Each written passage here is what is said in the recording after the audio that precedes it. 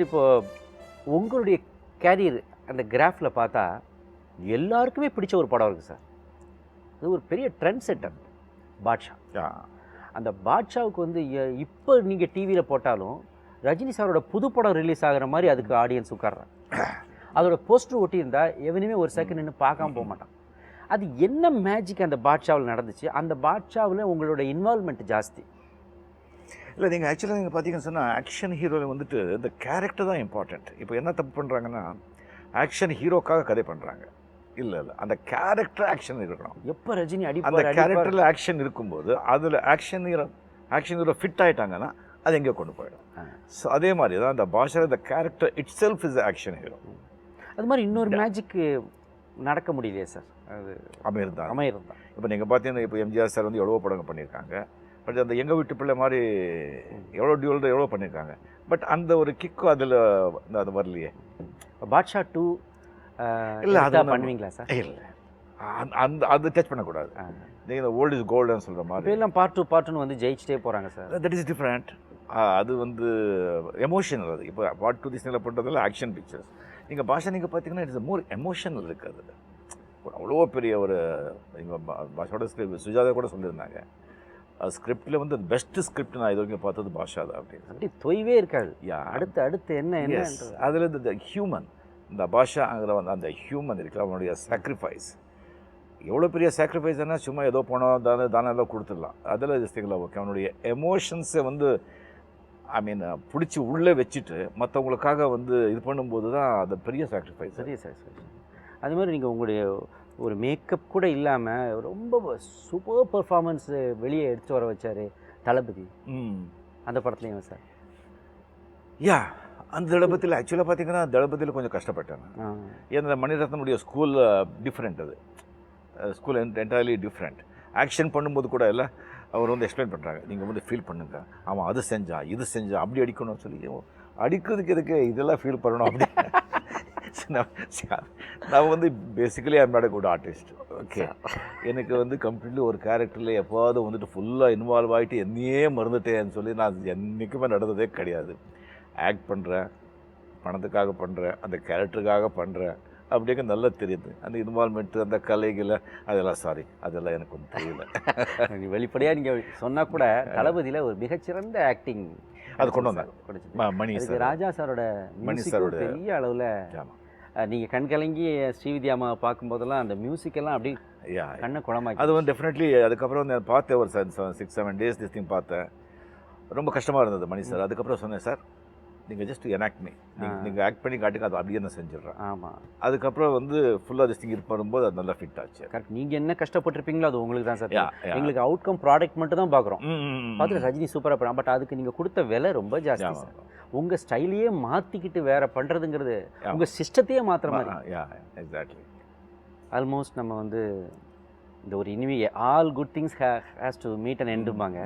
அது மாதிரி நம்மளும் இந்த பேட்டியோட நிறைவு பகுதிக்கு வந்துட்டோம் சார். சார், தமிழ்நாடு இல்லை சார், ரசிகர்கள் ரொம்ப நல்லவங்க சார்.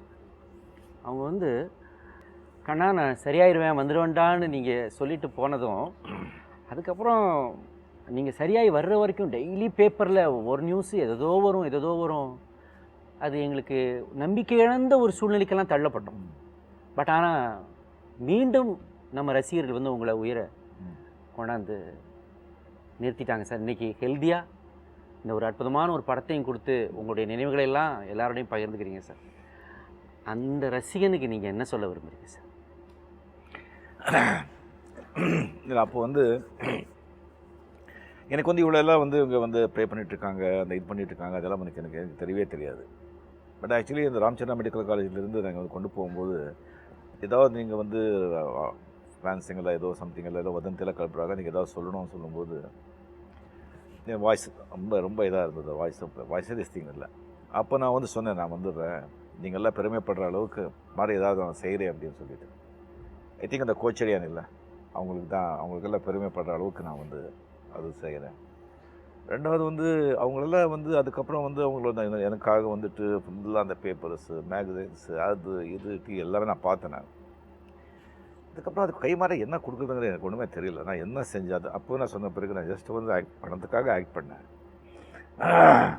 எனக்கு வந்து இவ்வளோ அன்பு கொடுக்குறாங்களே, இவ்வளோ இது பண்ணுறாங்களே, நான் என்ன பண்ணுறது, இவங்களுக்கு என்ன செய்ய முடியும் அப்படின்னு சொல்லிட்டு சில டைமில் பார்த்தா எனக்கு வந்து அவங்களை பார்க்கும்போதெல்லாம் கொஞ்சம் ஒரு மாதிரி வெக்கமாக இருந்தது.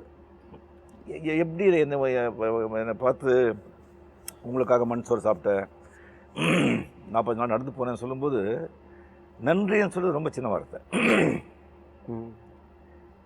ஏன் இப்படி எல்லாம் பண்ணீங்க அப்படின்னு சொல்லியில்ல எனக்கே ஒரு இதாக கம்ப்ளீட்டாக பார்க்கும்போது இது வந்து எக்ஸ்பிளைனே பண்ண முடியாது. அதுக்கு வந்து நான் உயிரோடு இருக்கிற வரைக்கும் வந்து அதை வந்து என்னால் மறக்கவும் முடியாது. அது வந்து நான் மறந்தான மனுஷனே கிடையாது. அது கைமாற தான் என்ன பண்ண போகிறேங்கிறது நிஜமாக எனக்கு இது வரைக்கும் தெரியாது. இந்த கோச்சடையான் அவங்களுக்கு நீங்கள் கொடுக்குற ஒரு அன்பு காணிக்கையா?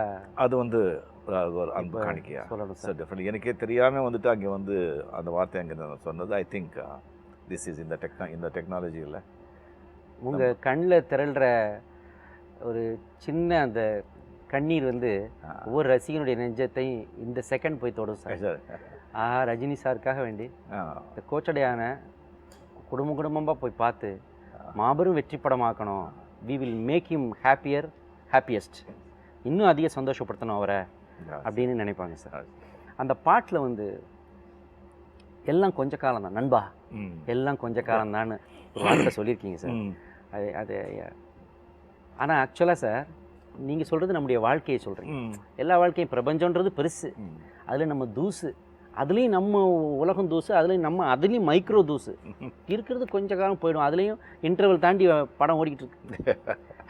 அதனால எப்போ எங்கன்னு யாருக்கும் தெரியாது. இருந்தாலும் நீங்கள் சொன்ன மாதிரி நீங்கள் யார், நீங்கள் உடலா உயிரா பெயரா? இல்லை, செயல் நீங்கள்ல. அது மாதிரி இப்போ ஒரு கர்ம வீரர் காமராஜர், அவர் இல்லை நம்மக்கிட்ட, அவர் ஆற்றிய சேவை இருக்கு. பசுமன் முத்துராமலிங்க தேவர் அவர் இல்லை இப்போ, ஆனால் அவர் கூறிய அற்புதமான கருத்துக்கள் இருக்குது. உவே சுவாமிநாத ஐயர் இன்னைக்கு இல்லை, ஆனால் அவரால் தான் இன்றைக்கி தமிழ் ஏடுகள் நம்ம கையில் இருக்குது. வஉ சிதம்பரம் பிள்ளை இன்றைக்கி இல்லை, ஆனால் அவரால் தான் செக்கிழுத்த செம்மல் எவ்வளவோ போராடி இருக்காரு. சுவாமி விவேகானந்தர், இப்படி எவ்வளவோ மாபெரும் மனிதர்கள் இல்லை, ஆனால் அவங்க இருக்காங்க.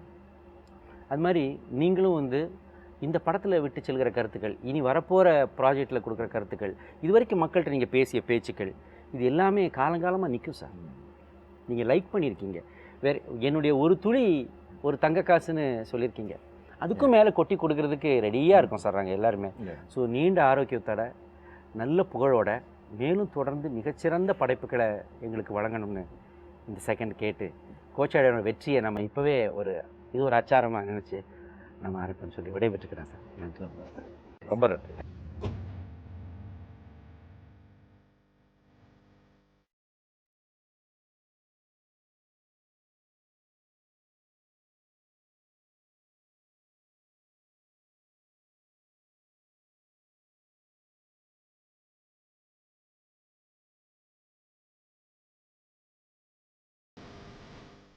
ரெடியா ரனியா? நாங்கள் ரெடி. ஆரம்பிக்கலாமா? ஹலோ 1 2 3.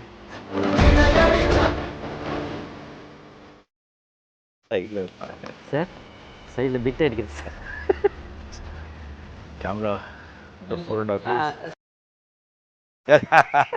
இல்லை, ஒரு ரிஹர்சல் மாதிரி எடுத்துருக்கோம். சிவாஜி பிக்சர்ஸ் அப்படியே எடுத்துருக்கோம். டிஸ்கவர் பண்ணிருக்காங்க சார்.